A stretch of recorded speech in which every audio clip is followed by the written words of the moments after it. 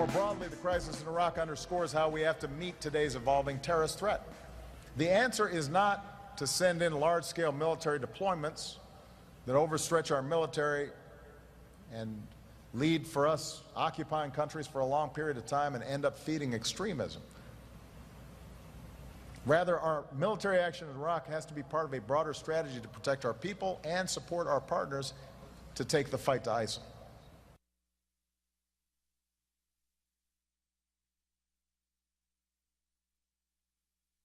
If we were to use our military, the president says, and strike ISIS, and that would eventually lead to more terrorism. Here's a man who doesn't get it. It's an ideological philosophy. It's a version of Islam. It's a religious belief that leads these people to terrorism. They kill in the name of their God, and they do it because they have a notion of how the world's going to end, and it's not good if you're not Muslim. All right, I want everybody, before we go here to Patrick Buchanan, I want us all to take a look at this, and we'll talk about it with Patrick. You used the phrase nation of cowards earlier. It sounds like you've shifted somewhat since the beginning of the administration. No, I wouldn't walk away from that speech. I think we are still a nation that is too afraid to confront racial Sterling incident. You have what that rancher said. Those are opportunities for us to engage with one another across the color line and talk about racial issues. All right, folks, that's Eric Holder. Joining us now, as mentioned, is Patrick J. Buchanan, best-selling author, former Republican presidential candidate, former senior advisor to Presidents Nixon, Ford, and Reagan. Hello, sir. How are you? I'm good. Good to talk to you again. You wrote a great piece, townhall.com, race-based justice. This Ferguson thing and the actions of Attorney General Eric Holder, I mean, you tell me. I can never recall anything like this where at this stage of an investigation, an attorney general would go down and say that this is personal to me? Well, I think that I found it astonishing as well. I mean, he's bringing in the FBI and the Justice Department presumably to ensure that a fair, objective, neutral investigation is done and the truth is discovered. And then to go out there to Ferguson and get up and say, I am the Attorney General, but I am also a black man, and then go into this rendition of how he was hassled because he was black running through Georgetown to a movie, and how he was hassled on the New Jersey Turnpike, I gather when he was very young, and bring this all up. What he is doing is putting this incident in Ferguson, this tragic incident in Ferguson, into a racial context between a, quote, white cop and a young black man, and implying that the cop quite naturally was biased or bigoted, and this is what the investigation should likely conclude. Well, you're absolutely right. I mean, I'm not a lawyer, and I did ask Kendall Coffey about this, but I would imagine that this taints the jury pool. This taints any case. I mean, the president said, as you point out in your piece, the president has said he doesn't want to, put his fingers here or whatever phrase. Put his thumb on the scales. Right, of justice. right. Exactly. So how could Holder get away with doing it? Well, that's just what's so astonishing, that he acted so unlike an attorney general should act in a situation exactly like this, where we ought to, get to the truth and do justice here. There's really conflicting stories. We don't have all the evidence. We got an awful lot. One points to one conclusion, another points to another conclusion. But to go out there and take sides, I find appalling. And as I wrote, this guy, I mean, from the statements, if someone said that in a jury pool, any defense attorney worth his salt would say, get that guy out of here. He's already made up his mind about my client. Well, what the heck does this say about the justice system that we have in this country under Barack Obama and Eric Holder? Well, what it says about Eric Holder, he's someone who puts the issue of race front and center always. And I think that is, I don't think that's the mindset you want in an attorney general, especially in a case which obviously has a deep racial component to it. Should he be gone? Well, I don't think he's going to be gone soon in any event, and there's no realistic chance that Barack Obama is going to remove him. But I do think this. I hope he came back and reflected upon what it was he was doing. I mean, he was acting out there not largely different from Al Sharpton. and no one thinks Al Sharpton's got the temperament or mindset and on racial issues to be the Attorney General of the United States heading up the investigation. Yeah, it's just the whole thing is scary. Pat, before we get to what Luis Gutierrez says is going to happen, he said it once again, and that's the executive order on amnesty.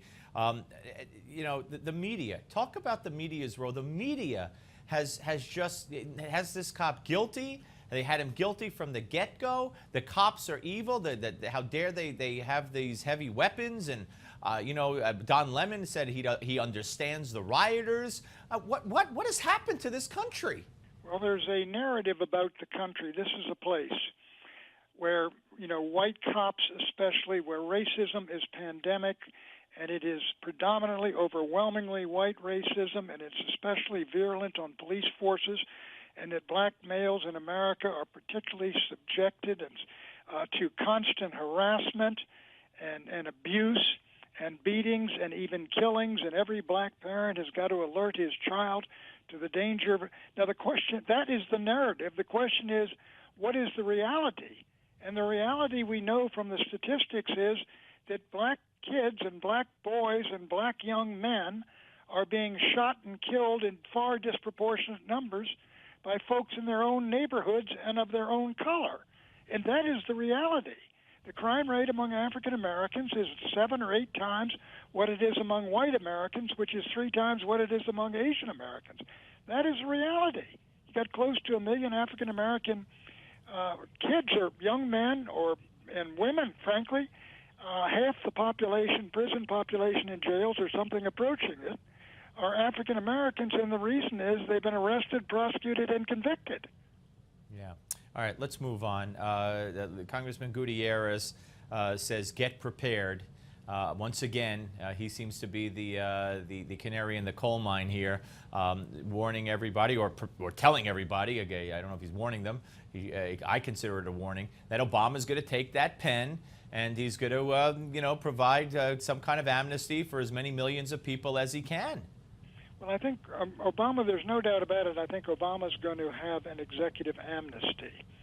And I said on the McLaughlin Group, which was taped 2 weeks ago, though, that I thought it would come before Labor Day and it would be big, 5 million plus, and that it would set off a political conflagration in this country. I think the president is probably now, and his staff are reflecting whether to do this before the election, in which case it'll imperil, I think, some of the red state senators, but it will, you know, embolden and energize part of his base, or whether to wait until after the election and do it then.